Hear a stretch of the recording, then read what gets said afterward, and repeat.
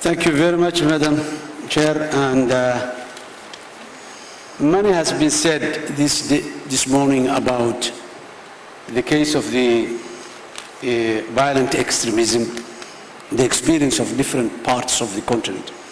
In Somalia and in the Horn of Africa,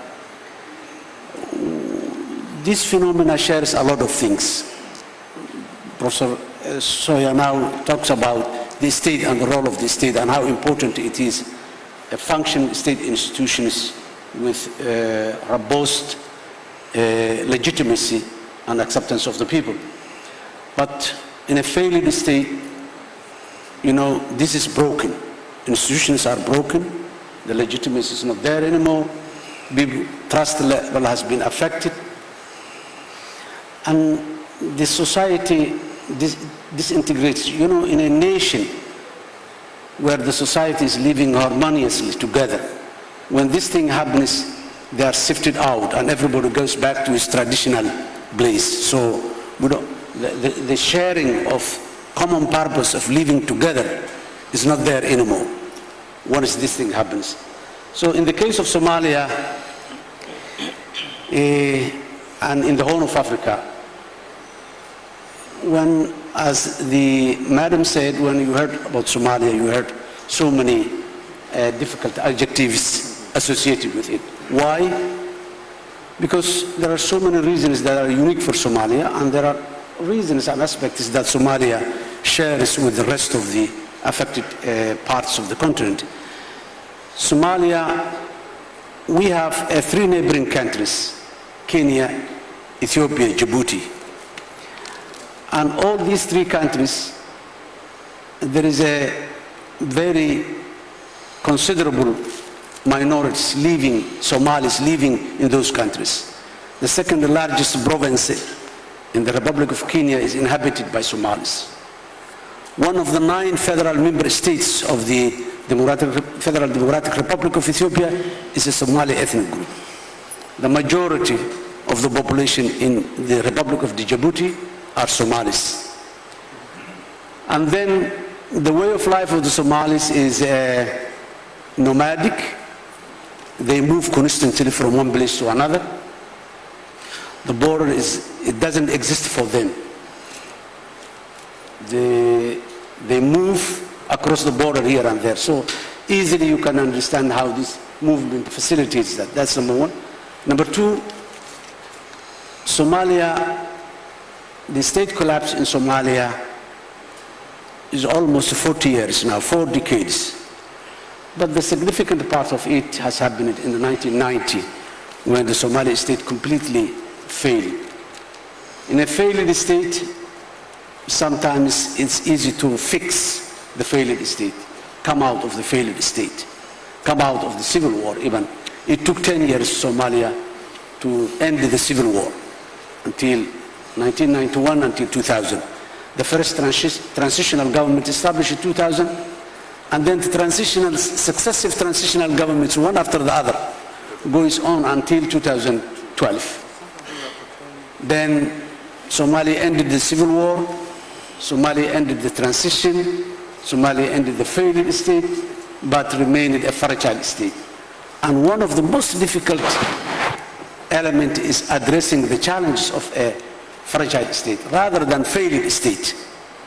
When there is a fragility, the world accepts the certain level of political sovereignty for that particular country. But the reality in the ground is completely different. And then when this violent extremist element stays there for a long time, in the case of Somalia, after the civil war and all this, the Al-Shabaab is there more than a decade now. They become chronic.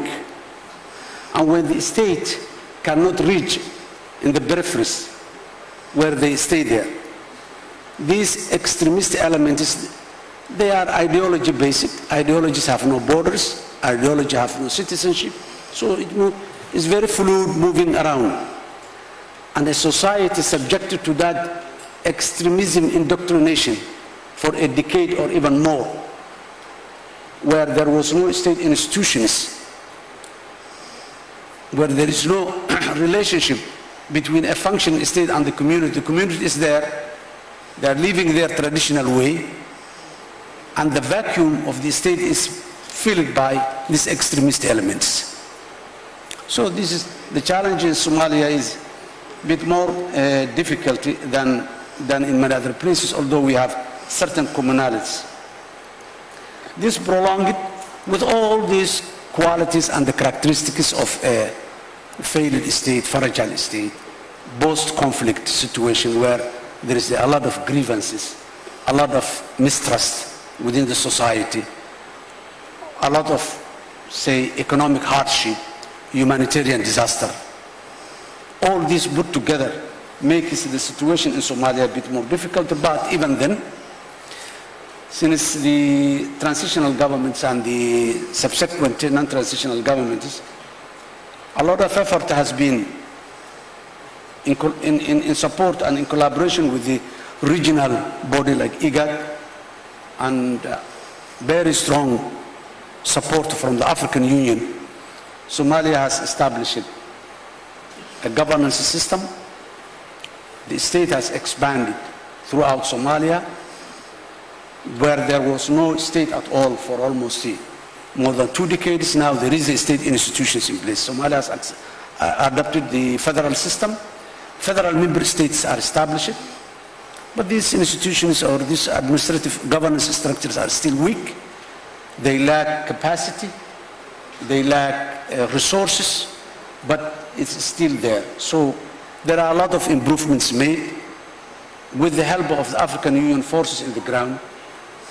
Somalia has developed a stabilization program with a national strategy for countering violent extremism, preventing and countering violent extremism, and there was an action plan developed, and jointly the African Union and the Somali government, with the support of the United Nations and the international community, a lot has been made. Rehabilitation centers have been established for those who are coming back from Al-Shabaab, or those have been taken or captured by the security forces.